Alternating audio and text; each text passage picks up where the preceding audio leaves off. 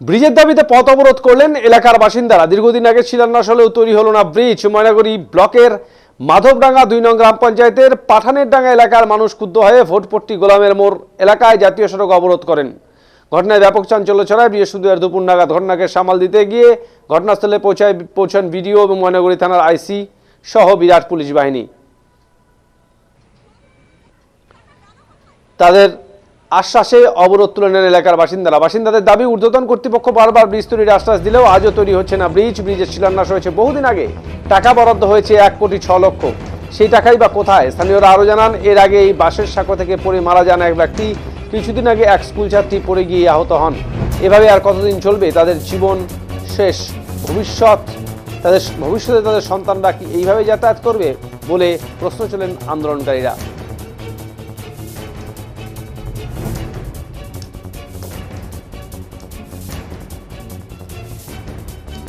এই ব্রিজটার জন্য আমাদের খুবই প্রবলেম হয়।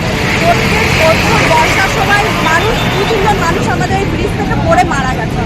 ঠিক আছে, একজনের মেয়ের শ্বশুর বাড়িতে জামাই শ্বশুর করতে এসে সে ব্রিজ থেকে পড়ে মারা গেছে।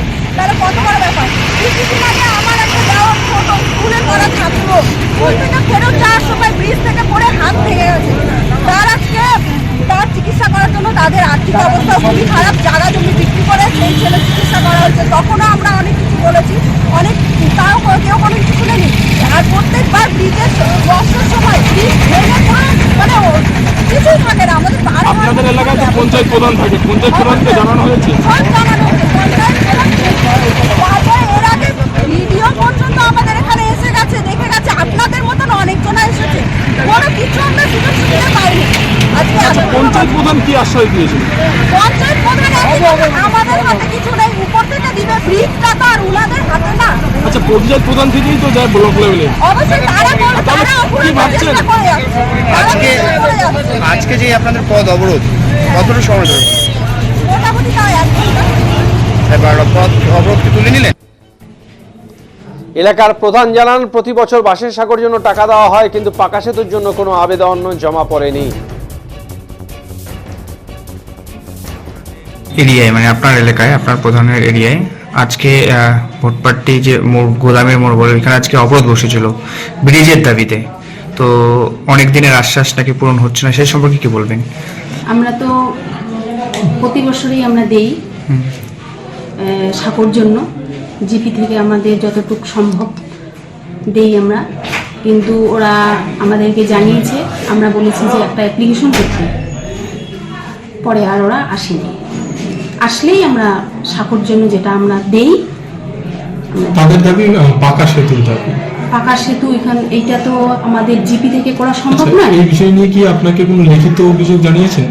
না, তারা দাবি করছেন যে প্রধান সাহেবকে একাধিকবার লিখিত আকারে জমা করা হয়েছে।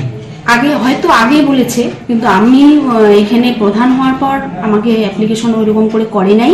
কিন্তু প্রতি বছরেই ওরা সাঁকোর জন্য আমার কাছে আসে। গত বছর করছিল, আমি 12,000 টাকা দিছি। এবার করতে বলেছি, ওরাও আসেনি এখনো। আসলেই আমি দিয়ে দেবো।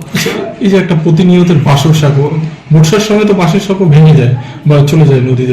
এটা তো আমাদের জিপি থেকে সম্ভব নয় না। এটা এখন আমিও করবো, ঊর্ধ্বতন কর্তৃপক্ষের কাছে আমিও আবেদন জানাবো যাতে সাঁকো ব্রিজটা হয়, মানে পাকা নির্মাণ হয় আর কি।